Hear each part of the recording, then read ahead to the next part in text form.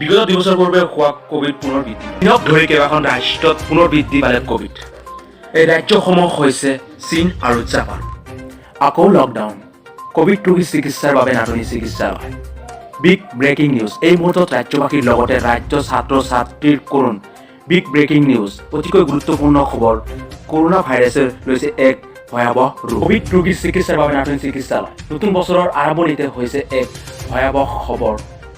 কি হ'ব ছাত্ৰ ছাত্ৰীৰ ভৱিষ্যত? চীনত আকৌ সংঘাই হৈ উঠিছে কোভিড আক্ৰান্ত হৈছে এই সপ্তাহত 10,700 লোকৰ মৃত্যু।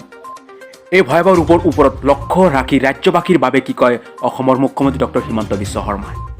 জেনেৰেল যিটো এছঅ'পি যে সাৱধানতা অৱলম্বন কৰক, বহুত মানুহ একেলগে গোট নাখাব, গোট খালে মাস্কখন পিন্ধিব, যিখিনি সাধাৰণ আমি সদায় যিটো এছঅ'পি বুলি কৈ আহিছোঁ। আৰু ঠাণ্ডাৰ দিনত এনেও চৰ্দি কফ মানুহৰ বহুত হয়। এইখিনি সময়ত যদি মাস্কখন ব্যৱহাৰ কৰোঁ, আমি সাধাৰণ পানী লগা সতৰ্ক থাকিবলৈ আহ্বান জনায় অসমৰ মুখ্যমন্ত্ৰী ডক্টৰ হিমন্ত বিশ্ব শৰ্মা। ৰাজহুৱা স্থানত মাস্ক পৰিধান কৰিবলৈ আহ্বান জনায় অসমৰ মুখ্যমন্ত্ৰী ডক্টৰ হিমন্ত বিশ্ব শৰ্মা। লকডাউন, কৰোণাৰ পৰিস্থিতিক লৈ অসমৰ মুখ্যমন্ত্ৰী ডক্টৰ হিমন্ত বিশ্ব শৰ্মাই নতুন এছঅ'পি ঘোষণা কৰে।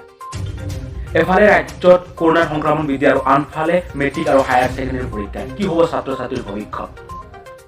ইতিমধ্যে আমি সকলোৱে জ্ঞাত, আমাৰ চুবুৰীয়া ৰাষ্ট্ৰ চীনত পুনৰ কৰোণা লৈছে এক ভয়াৱহ পৰিস্থিতি।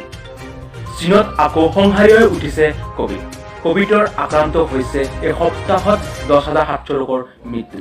News desk report SB news Assam.